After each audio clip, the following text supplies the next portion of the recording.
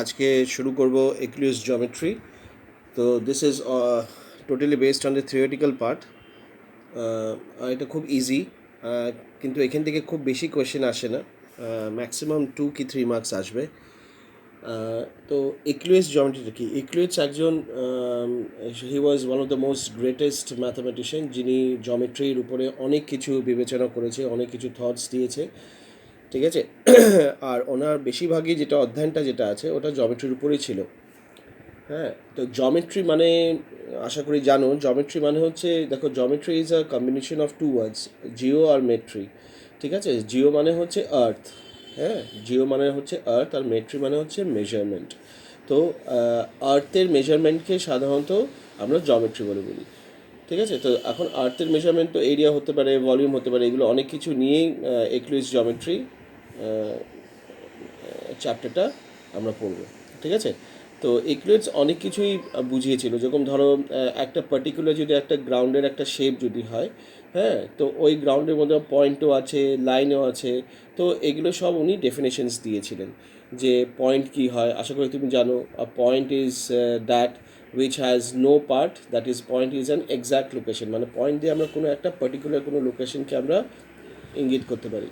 আবার লাইনটা কি? তো লাইনটা হচ্ছে কোনো কিছু একটা লেন্থ যেটা বোঝায়, ঠিক আছে। তো line is a breathless length, যার কোনো ব্রেথ হয় না, ওটা খালি একটা লেন্থই হয়।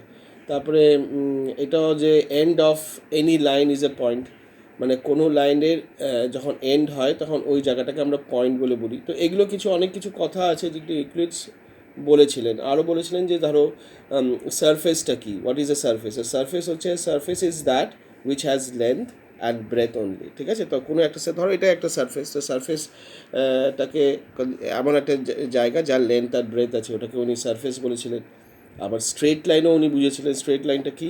আর straight line is a line which lies evenly with the points on itself, ঠিক আছে। তার মানে ধরো অনেকগুলো পয়েন্ট তুমি যদি পরপর পরপর পরপর তুমি যদি দাও, আর ওখানে যদি একটা লাইন তুমি পারো, তাহলে তুমি দেখবে একটা স্ট্রেট লাইন কিন্তু একটা ফর্ম হবে, ঠিক আছে। তো এইগুলো অনেক কিছু এরকম মানে উনি কথা জমেট্রির উপরে বলেছিলেন।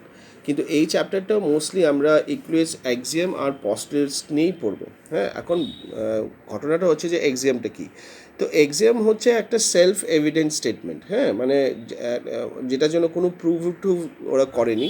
হ্যাঁ, তো এমন একটা স্টেটমেন্ট যেটা অলরেডি একটা সেলফ এভিডেন্ট, অলরেডি মানে ওর নিজস্ব একটা প্রুফ, ঠিক আছে। আর যেটা দেখো এখানে লিখেছে কি, exam is a statement that is taken to be true, মানে অলরেডি এটা ট্রুই, ঠিক আছে, to serve as a premise or starting point for further reasoning and argument. তার মানে কোনো কিছু থট বা কোনো আর্গুমেন্টের জন্য এই এক্সামে কিন্তু দরকার পড়ে, ঠিক আছে, ফার্দার ওই জিনিসটাকে প্রুফ করার জন্য, ঠিক আছে। তো এক্সিয়াম হচ্ছে কিছু এরকম একটা স্টেটমেন্ট। তো এগুলো আমরা পড়বো, এক্লিউজের অনেকগুলো এক্সিয়াম আছে, তো ওগুলো নিয়ে আমরা আলোচনা করবো। এখন পস্টুলেটসটা কি?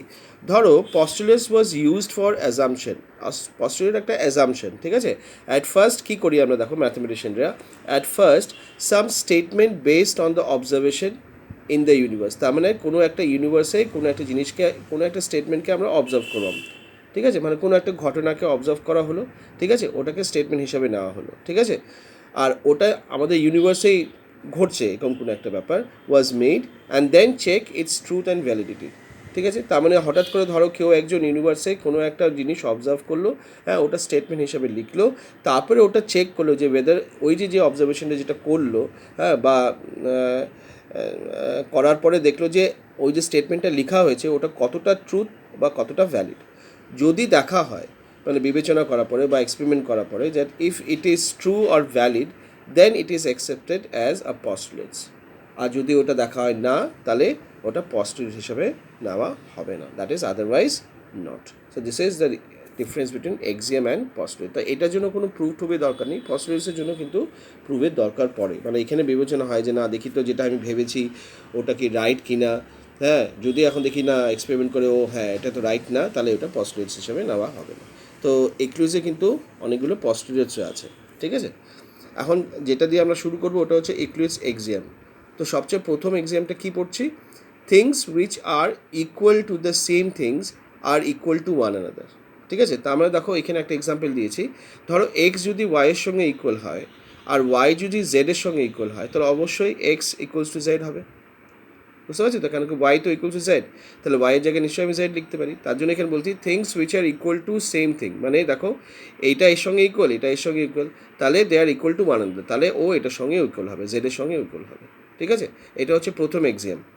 ঠিক আছে, এখন মানে ধরেন আরেকটা অনেকগুলো এরকম এক্সাম্পল দিতে পারো, তো আমি এক্স আর ওয়াই আর জেড দিয়ে বুঝিয়েছি। Number 2, if equals are added to equal then the wholes are equal. এখন equals to added are equal মানে ধরো এক্স যদি ওয়াইয়ের সঙ্গে ইকুয়াল হয় আর এ যদি বির সঙ্গে ইকুয়াল হয়, ঠিক আছে, তাহলে আমরা যদি এই দুটো ইকুয়ালকে যদি আমরা প্লাস করি তাহলে আমরা ভ্যালুটা একই পাবো, তাই না? তাহলে এক্স ইকুয়ালস টু ওয়াই, এখন এক্স আর এও ইকুয়ালস টু বি, তাহলে এখন দুটো ইকুয়ালসকে যদি আমরা অ্যাড করি তাহলে আমাদের দুদিকেই আমরা আনসারটা কী পাবো? একই পাবো। মানে এটাকে তুমি 2 ধরো, এটাকেও তুমি 2 ধরো, এটাকেও তুমি 3 ধরো, এটাকেও তুমি 3 ধরো, তো 2 + 3 এদিকেও করলে 5 আসবে, 2 + 3 এদিকেও করলেও 5 আসবে। ঠিক আছে, that is the reason they have said that if equals are added to equal, মানে ইকুয়াল যদি ইকুয়ালের সঙ্গে অ্যাড করা হয় তাহলে অ্যাজ আ হোল ওটা ইকুয়ালই হবে। ঠিক আছে, let's move on to the third axiom. Third এক্সামটা কী বলছে দেখো, if equals are subtracted from equal then the remainders are equal. ওই একই রকম, ধরো এইটা ইকুয়াল আছে, প্রথমে আমি বললাম যে 4x ইকুয়ালস টু 5y আছে। ঠিক আছে, এখন এই যেহেতু দুটো ইকুয়াল, এখন আমরা এমন একটা নাম্বার অ্যাড করবো, সাবট্রাক্ট করবো যেটা যেটা বোথ সাইড ইকুয়াল হবে। ঠিক আছে, তো এদিক দিয়েও আমি 2 যদি মাইনাস করি, এদিক দিয়েও যদি 2 মাইনাস করি তাহলে আনসারটা একই আসবে, তাই না? তা আমরা তুমি ধরে নাও 4x হচ্ছে কি 32, আর এটাও হচ্ছে 5yটাও কোনো না কোনোভাবে 32। দেখো 32 থেকে 2 মাইনাস করলে এদিকেও 30 আসবে, এদিকেও 30 আসবে। ঠিক আছে, তার মানে এটা বুঝলাম যে if equals are subtracted from equal, মানে যদি কোনো ইকুয়াল নাম্বার যদি কোনো ইকুয়াল নাম্বারের সঙ্গে যদি আমরা সাবট্রাক্ট করি তাহলে অ্যাজ এ রিমাইন্ডার, মানে যেটা বাঁচবে, যে ডিফারেন্সটা যেটা হবে ওটা বোথ সাইড ইকুয়ালি হবে। Now question number 4, things which coincide with one another are equal to one another. ঠিক আছে, এখন ধরো এটার মানেটা কী বলছে, if line segment A B coincide with P Q. Coincide মানে বোঝো তো, কোয়েনসাইড মানে হচ্ছে কী বলো তো, একটার উপরে আরেকটা। ঠিক আছে, একটার উপরে আরেকটা, মানে এই যে লাইনটা আছে এবির উপরেই কিন্তু আবার পি কিউ আছে, তো এটা কোয়েনসাইড করছে। ঠিক আছে, তো দেখো এখানে কি বলছে, things which coincide with one another, মানে একটা লাইন যদি আরেকটার উপরে কোয়েনসাইড করে so they are equal to one another, ওরা ইকুয়াল হবে। তো এখানে দেখো, if line segment A B coincide with line segment P Q such that A fall on P, মানে এটা পির উপরে ফল হচ্ছে আর বিটা ফল হচ্ছে কিউর উপরে, তাহলে A B equals to P Q হবে। মানে বুঝলাম, মানে দেখো এটা আগে আমি এখানে একটা এ বি একটা লাইন লিখলাম, হ্যাঁ, এই যে এ বি। ঠিক আছে, এখন এ বির উপরে আরেকটা লাইন কোয়েনসাইড, মানে এটার উপর আরেকটা লাইন পড়বে, এমন করে পড়বে যে এর উপরে যেন পিটা পড়ে, হ্যাঁ, আর বির উপরে যেন কিউটা পড়ে, তাহলে অবশ্যই এটা ইকুয়াল হয়ে গেল না, এটার উপরে এটা। হ্যাঁ, তো এটা এরকম যদি হয় তাহলে A B would be equals to P Q. Question number 5, axiom number 5 হচ্ছে the whole is greater than the part. অবশ্যই, এখন ধরো X is a combination of Y plus Z. ঠিক আছে, মানে ওয়াই প্লাস জেড করে এক্স হচ্ছে, তাহলে অবশ্যই এক্স এটা তো হোল পার্ট আর এটা হচ্ছে ওর পার্টস, তাহলে নিশ্চয়ই এ তো এর থেকে বড় হবেই, তাই না? এখন যদি আমি বলি 5 ইকুয়ালস টু 2 + 3, তাহলে অবশ্যই 5 is greater than 2 and 5 would be also greater than 3। So এটাই আমি এখানে বোঝানোর চেষ্টা করেছি।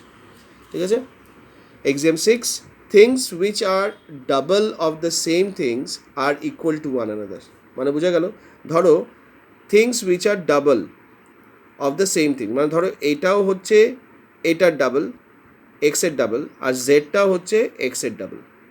ঠিক আছে, তাহলে ওরা দুজনেই কিন্তু ইকুয়াল হবে। মানে বুঝতে পারছো, things which are double of the same thing, মানে এই দুটো যে নাম্বার আছে ওরা এক্সেরই ডাবল, তাহলে নিশ্চয়ই যেহেতু ওদের ভ্যালুটা এক হচ্ছে ডাবল করে, তাহলে মানে ওয়াই ইকুয়ালস টু জেড হবে। Things which R half of the same thing, এখন ধরো ওয়াইটা হচ্ছে এক্সের হাফ, জেডটাও হচ্ছে এক্সের হাফ, তাহলে নিশ্চয়ই ওরাও ইকুয়াল হয়ে গেল, Y equals to Z. So these are some of the axioms of equates. হ্যাঁ, তো এখন আমরা পড়বো হচ্ছে ইকুয়েটস পস্টুলেটস। তো এই যেগুলো এক্সামগুলো পড়লাম এগুলো কিন্তু এক্সারসাইজে আমাদেরকে ইউজ করতে হবে। ঠিক আছে, তো এগুলো সবগুলো লিখে নিও কপিতে। ইকুয়েটস পস্টুলেটস কী হচ্ছে, তো পস্টুলেটস আমরা কী বলেছিলাম, এমন একটা জিনিস যেটা দিয়ে প্রমাণ করতে হয়েছে বা ওটা নিয়ে বিবেচনা করতে হয়েছে। তো প্রথমটা কি দেখো, আর straight line may be drawn from any point to any other point. ঠিক আছে, তো স্ট্রেট লাইন এমন একটা জিনিস যে একটা পয়েন্ট থেকে আরেকটা পয়েন্ট থেকে আমরা করতে পারি। তো এটা একটা মাথায় ঢুকেছিল, দেখি তো একটা পয়েন্ট থেকে আরেকটা পয়েন্টে আমরা স্ট্রেট লাইন ড্র করতে পারি কি না। তো ওরা করার পরে বুঝলো কি, মানে ওরা করতে হয়েছে এই জিনিসটা, করার পরে বুঝলো যে হ্যাঁ না এটা সম্ভব। ঠিক আছে, তো straight line may be drawn from any point to any other point, মানে তুমি কোনো পয়েন্ট থেকে ফ্রম এনি পয়েন্ট থেকে আরেকটা পয়েন্ট থেকে তুমি আরেকটা পয়েন্ট অবধি তুমি একটা স্ট্রেট লাইন ড্র করতেই পারো। ঠিক আছে, এখন দেখো এখানে কি হচ্ছে, আর terminated line can be produce indifferent. Terminated লাইনটা এখানে বলছে যে প্রডিউস, দেখো এখানে আমি একটা এই শব্দটা প্রডিউসের জায়গায় লিখেছি এক্সটেন্ড, তা বলছে আর terminated line can be extended indefinitely. এখন এই যে টার্মিনেটেড লাইন শব্দটা ইউজ করেছে মানে হচ্ছে লাইন সেগমেন্ট। তার মানে এই যে লাইন সেগমেন্টটা যেটা আছে ওটা তুমি এদিকেও ইনফিনাইটলি তুমি বাড়াতে পারো, আবার এদিকেও কিন্তু তুমি ইনফিনাইটলি এক্সটেন্ড করতে পারো। এটাই বলেছে যে আমি এটা এক্সটেন্ড করতেই পারি দুদিকেই। তো এটাই ওনার সেকেন্ড পস্টুলেট ছিল। A circle can be drawn with any center and any radius. তো সার্কেল, কোনো সার্কেল, মানে ধরো একটা এরকম সার্কেল হলো, সার্কেল একটা পয়েন্টের দরকার হয়, ধরো এটার ক্ষেত্রে রেডিয়াসটা এত, তো এই যে এই রেডিয়াসটা, আবার আরেকটা সার্কেল তুমি করলে কোনো একটা পয়েন্টে, কিন্তু এবার ক্ষেত্রে তুমি রেডিয়াসটা বড় করে দিলে। ঠিক আছে, তো এই হচ্ছে একটা সার্কেল। তো এখানে বলছে আর circle can be drawn with any centre, মানে কোনো সেন্টার থেকে তুমি সার্কেল ড্র করতে পারো with the measurement of any radius. ঠিক আছে, কিন্তু হ্যাঁ, তো একটা পার্টিকুলার সার্কেলে কিন্তু একটাই রেডিয়াস হয়। ঠিক আছে, এখন যদি তুমি এখান থেকে আলাদা ব্যাপার যে আরেকটা রেডিয়াস নিয়ে তুমি আরেকটা সার্কেল যদি করো তো এটা কোয়েন্সেন্ট্রিক সার্কেল হয়ে যাবে, কিন্তু একটা সার্কেলে কিন্তু একটাই রেডিয়াস হয় আর একটাই সেন্টার হয়, এটাই বোঝাচ্ছে। All right angles are equal to one another, তো অবশ্যই সব রাইট অ্যাঙ্গেলে ইকুয়াল টু ইচ আদার হবে, ওটা রেক্ট্যাঙ্গেলের রাইট অ্যাঙ্গেল হোক বা স্কোয়ারের রাইট অ্যাঙ্গেল হোক বা একটা ইন্ডিভিজুয়াল রাইট অ্যাঙ্গেল হোক বা রাইট অ্যাঙ্গেল ট্রায়াঙ্গেল হোক, তো রাইট অ্যাঙ্গেল ট্রায়াঙ্গেলের মেজার তো একই হবে, সব জায়গায় 90 ডিগ্রি হবে। Number 5, if a straight line falling on two straight line, মানে একটা স্ট্রেট লাইন যেটাকে আরও দুটো স্ট্রেট লাইনের উপরে যখন পড়ছে, makes the interior angle on the same side, দেখো মানে one straight line falling on another two straight line, মানে এই লাইনটা এই দুটো স্ট্রেট লাইনের উপরে পড়লো, so that the angles on the same side, মানে এই যে অ্যাঙ্গেলটা, এই যে লাইন সেগমেন্টটা আছে, যখন দুটো লাইনের উপরে যখন ও ফল করছে বা ইন্টারসেক্ট করছে তখন দেখো দুটো অ্যাঙ্গেল বানাচ্ছে, হ্যাঁ, on the same side of the taken, হ্যাঁ, same side of it taken together less than 180 degree.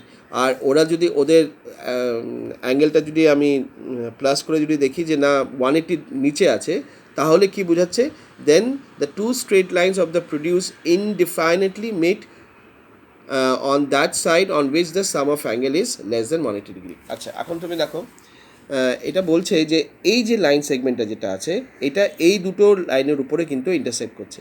তো দেখো দুটো অ্যাঙ্গেল হচ্ছে, একটা তো এদিকে হচ্ছে, একটা এদিকে হচ্ছে, আমি ধরো এটাকে 3 আর 4 লিখে দিই।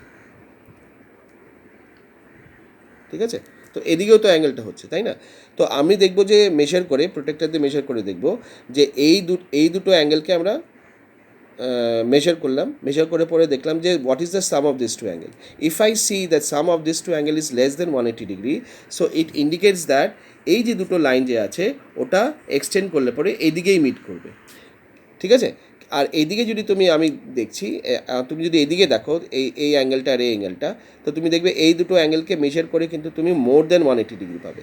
তো যেদিকে মোর দেন 180 ডিগ্রি পাবে ওদিকে যদি এই দুটো লাইনকে তুমি যদি এক্সটেন্ড করো তাহলে ওরা কিন্তু মিট করবে না। ঠিক আছে, তো যেদিকে অ্যাঙ্গেলগুলো প্লাস করে 180 ডিগ্রি হচ্ছে, মানে লেস দেন 180 ডিগ্রি হচ্ছে, ওদিকেই কিন্তু লাইনগুলোকে এক্সটেন্ড করলে পরে কী হচ্ছে যে ওটা মিট করবে। এটাই এখানে পুরো গল্পটা এখানে বোঝানো। ঠিক আছে, it is a story of 3 lines, মানে দুটো স্ট্রেট লাইন আছে, আরেকটা স্ট্রেট লাইন এসে কাট করছে, হ্যাঁ, চারটা অ্যাঙ্গেল ফর্ম হচ্ছে। তো এই দুটো অ্যাঙ্গেলকে তুমি অ্যাড করলে দেখলে যে এইদিকে লেস হচ্ছে, তাহলে মানে এটা প্রমাণ হলো যে এই লাইনটা এইদিকে মিট করবে। কিন্তু এদিকে যখন এই দুটো অ্যাঙ্গেলকে তুমি যখন অ্যাড করছো তখন দেখছো মোর দেন 180 ডিগ্রি হচ্ছে, তাহলে এদিকে এক্সটেন্ড করলে পরে ওরা কোনোদিনই মিলবে না। ঠিক আছে, তো দিজ আর দ্য পস্টুলেটস। আরও দুটো জিনিস আছে যেটা বলে দিচ্ছি, যেটা এক্সারসাইজে আছে, ওটা হচ্ছে কোলিনিয়ার পয়েন্টস। কোলিনিয়ার পয়েন্টস কী হয়, দিজ আর মোর দ্যান, মানে ধরো 3 পয়েন্টস আর মোর দ্যান 3 পয়েন্টস। ঠিক আছে, মানে অ্যাটলিস্ট 3টে পয়েন্ট যদি একদম স্ট্রেট পাতে থাকে তাহলে এগুলোকে কোলিনিয়ার পয়েন্টস বলা হয়। অ্যাটলিস্ট 3টে পয়েন্ট হতেই হবে। 2টো পয়েন্ট কেন হবে না? 2টো পয়েন্ট হলে তো লাইন সেগমেন্ট হয়ে যাবে, তাই না? তার জন্য অ্যাটলিস্ট 3টে পয়েন্ট যদি এক লাইনে যদি থাকে তাহলে এগুলোকে আমরা কোলিনিয়ার পয়েন্টস বলবো, ঠিক আছে? আরেকটা বলছে কনক্রেন্ট লাইন্স। কনক্রেন্ট লাইন্স কি? 3 or more lines intersecting at the same point, মানে একটা পয়েন্ট আছে 3, অ্যাটলিস্ট থ্রি হতে হবে, 2টো হবে না, 2টো হলে এটা ইন্টারসেক্টিং লাইন হয়ে যাবে। তার জন্য এখানে 3টে লাইন, ঠিক আছে? 3টে লাইন অ্যাটলিস্ট একটা পয়েন্ট থেকে যদি ক্রস করে তাহলে এই লাইনগুলোর নামটা হয়ে যাবে ইন্টারসেক্টিং লাইন্স থেকে কনকারেন্ট লাইন্স, ঠিক আছে? কিন্তু একটা পয়েন্ট থেকেই হতে হবে কিন্তু, ঠিক আছে? তো তোমাকে একটা ফিগার হয়তো দিয়ে দেবে, ওখানে দেখবে তোমাকে বলবে যে কনকারেন্ট লাইন্সকে নেম করো, তো তোমাকে দেখতে হবে যে কোন পয়েন্ট থেকে 3টে লাইন পাস হচ্ছে। তো এইসব কিছু গল্প এক্সারসাইজে আছে, ঠিক আছে? তো 3 or more lines intersecting at the same point are said to be concurrent. So this is all about the summary of the chapter. Now we will আমরা এখন নেক্সট ভিডিওতে আমি তোমাকে এন্টায়ারলি সব এক্সারসাইজে যা যা আছে তোমাকে সলিউশন করে এক্সপ্লেন করবো, ঠিক আছে? তুমি আর যদি তুমি নিজে এক্সারসাইজ নাম্বার 1 এক্সারসাইজে তুমি যদি কিছু করতে পারো, যেই তথ্যগুলো দিয়েছি, যে এক্সারসাইজ 5.1 যতটা পারো অতটা করো, কিন্তু চিন্তা করো না আমি কিন্তু সবই এক্সপ্লেন করবো, ঠিক আছে? কিন্তু তুমি যতটা পারছো তুমি করো, শুরু করো, কারণ এটা খুব ছোটো চ্যাপ্টার। এক্সারসাইজ 5.1 আর এক্সারসাইজ 5.2 আছে, ঠিক আছে? আর এই ভিডিওতে যদি তুমি কিছু না বুঝে যদি মনে করো যে না কিছু বুঝোনি, তাহলে ওটাকে আমাকে হোয়াটসঅ্যাপে লিখে পাঠিও, ঠিক আছে? থ্যাংক ইউ আর টেক কেয়ার।